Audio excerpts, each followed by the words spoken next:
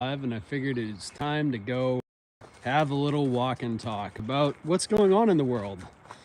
And for any of you that are new to this channel because you came here for skiing videos, well, welcome to the main content that I normally produce, which is political content.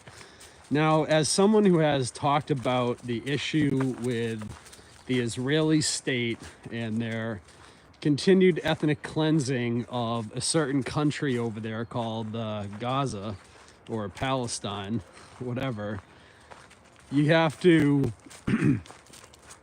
take into consideration that people like me have been talking against these things for a very long time.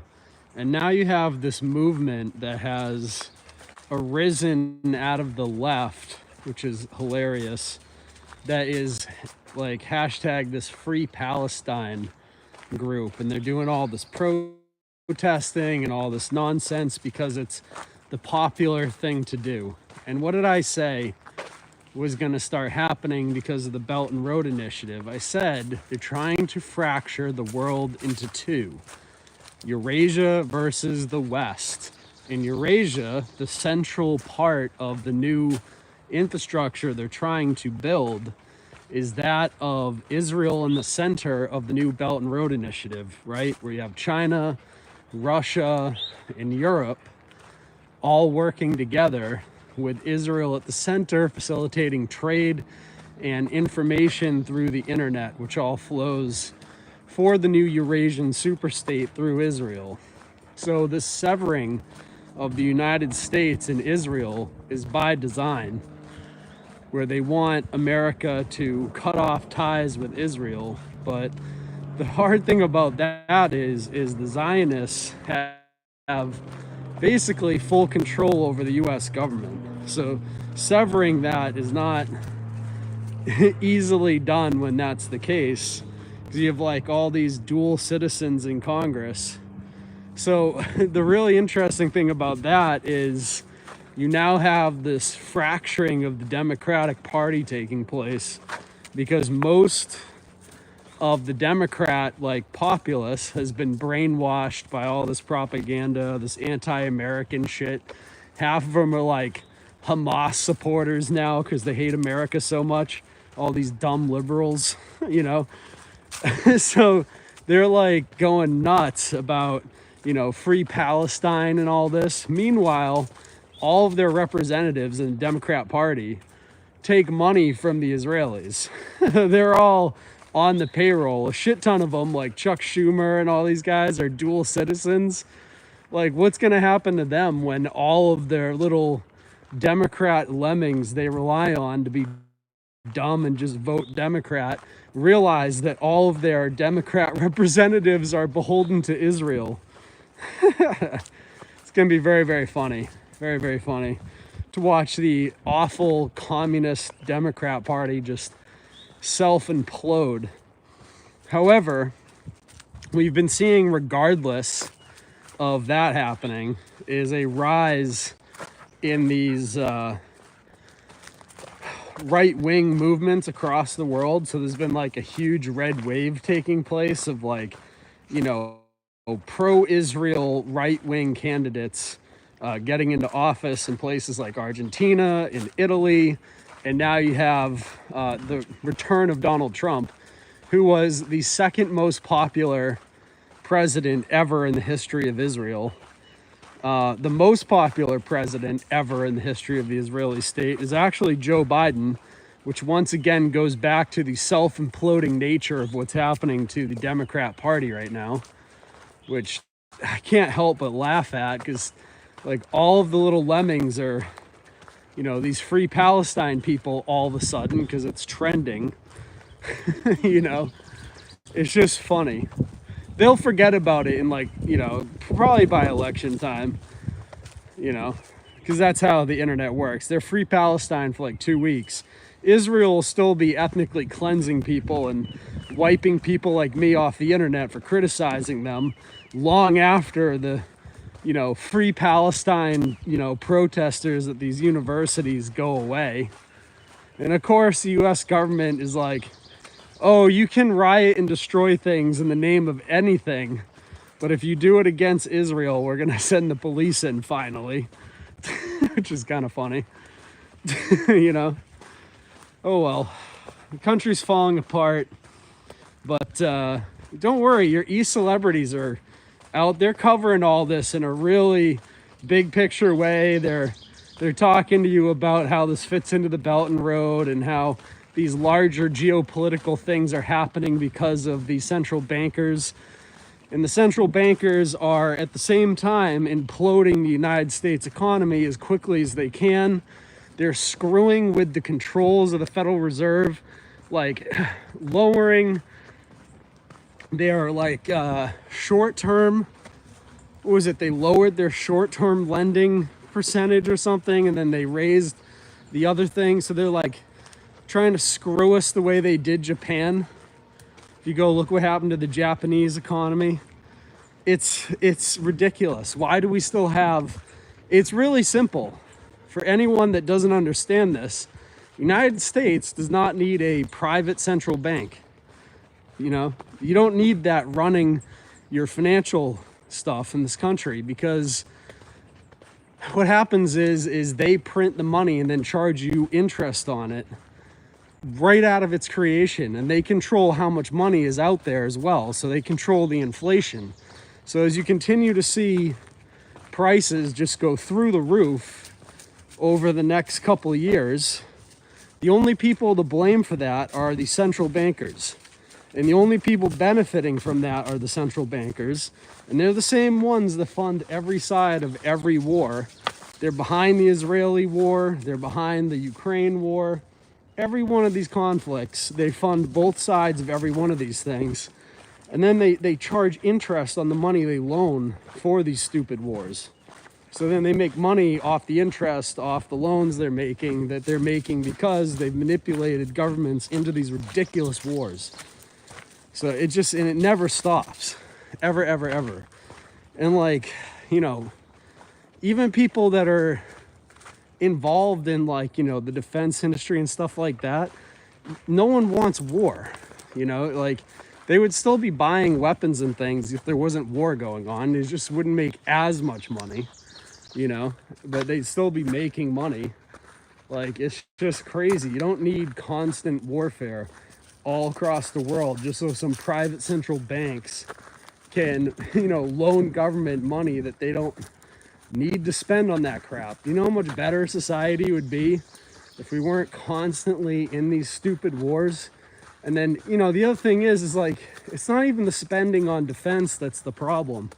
The problem is that the bankers are screwing us at like a huge level before it even gets to that. Like, that money just vanishes. All the interest that's on the loan that we have to pay out, that just goes to some people who own the Federal Reserve, and no one even knows who the hell that is. Why should that be the case ever? You know, it's about who controls the quantity of money. Is it a bunch of scumbag private central bankers, or is it the people? In this country's most prosperous years ever were when Abraham Lincoln got rid of the banks, which they killed him for, and then he got rid of them, and we had that period of Reconstruction, which turned America from a country that lost more people in the Civil War in fighting than in all the other wars combined, right? So we go from that, losing all those men in warfare, and we're still able to rebuild the country and become a world superpower in, what was it, 50 years? Because we didn't have some private central bank sitting on top of the economy, raking all of the profit out of the country. And until that changes, nothing's ever going to change. You can put whoever you want in there for a politician, and nothing's going to change. If Trump goes in there and he doesn't return us the sound money, it's not going to change anything. It'll make it slightly better, but this, you know, ship is still going down. That's the problem, and it's going down for everyone. If we don't return the country to some sort of sound money and quickly, like, you can't just have forever central banks. That's not ever been a good thing ever. Every empire, like, the Roman Empire, for example, when they did this, they fell apart as well. What happens is, at first, when you go to something like a Federal Reserve, there's like a short period of prosperity that tricks everyone, and then a long period of just destruction until the end, where you have hyperinflation, and we're on the verge of that. We're experiencing well north of 5 to 10% inflation, and it's only going to get worse. I don't see it getting any better anytime soon, which is not good. So, and that affects everybody. That your ski lift tickets will cost more money. Everything will cost more money.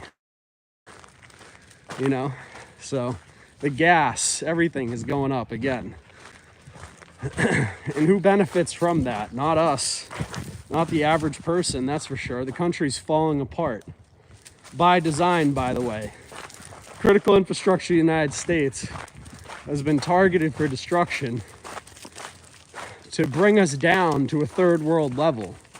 As I continued to say, anything that's run by automated systems is at risk of being hacked and used to destroy critical infrastructure right now. Because, if you travel I've been to these third world countries like China, and they can show you the nice parts of China on TV or on Twitter all they want. But when you go to the average part of China, it's a fucking mess. It's a third world shithole. So to bring America down to that level, to make us equal to that shithole called China, they have to destroy us from within. They're using fentanyl, they're using, all the stuff that they're doing. And one of the things they're doing is just making no one have any trust in any institutions at all. They want you to not believe in America, not believe in what this country stands for. All of this is a part of it. And that's where you get the Alex Joneses and these e-celebrities. As long as these e-celebs are a part of the demoralization program, they're allowed to continue their nonsense on whatever stupid platform they're spewing their bullshit, right? And then now there's a whole industry of people that just criticize each other all day long, which is ridiculous because no one gives a shit. No one has any idea who any of these e-celebrities are. You can ask any average person you run into, oh, hey, have you heard of even the biggest names in any of these groups? And they'll be I have no idea who that is. They might know who Alex Jones is. Might. Okay? And if they do, they just think he's some crazy conspiracist. And that's where we are. Right? We're led by a bunch of, online retards while we're up against, one of the worst situations in existence. And one of the things the bankers are doing currently is they're trying to get AI. And this is the reason for the censorship. They're not censoring people like me, and they're not censoring the internet so that, the average person doesn't find out Jeffrey Epstein didn't kill himself, or, theories about anything. It has nothing to do with me or you or whoever's watching this video. The reason they're censoring the internet is so that AI doesn't learn these things when it becomes fully aware. And they're moving towards that because they want less people and more automation.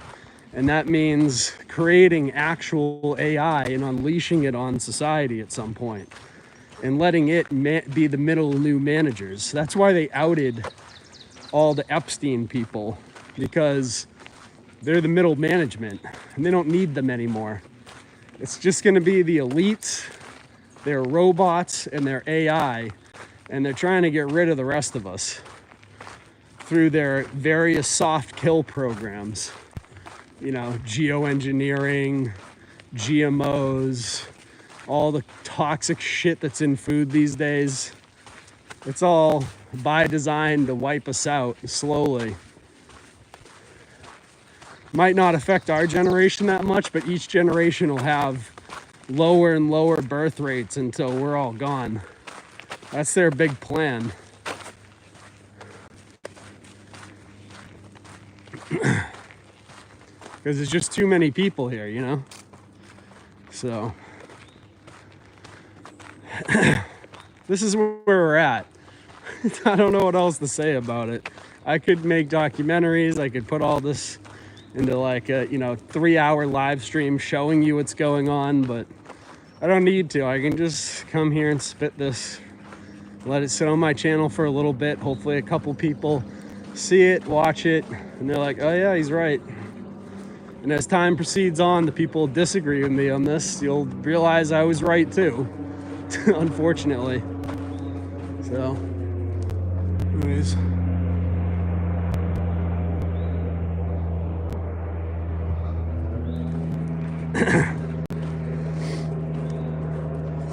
It's been a nice day out here anyways. The weather's starting to improve. I hit my first home run of the season yesterday. So softball season is officially here now that skiing season is over. So I have not been making any content other than the skiing stuff. So, it is what it is, but I don't really care about all the drama stuff and all that anymore. I've retired from all that. So that's what I have to say about all that stuff. QAnon sex still runs the net as far as I know. And yeah, that's it. I hope you all had a wonderful live stream with me here, and I'll leave this video up for a little bit and then take it down and move it to Rumble and other places. So as long as the audio is not terrible. All right, peace out everyone. Thanks for watching, and I'll be back soon. Meme Wars is definitely gonna have another show soon, so get strapped in for some Meme Wars, everybody.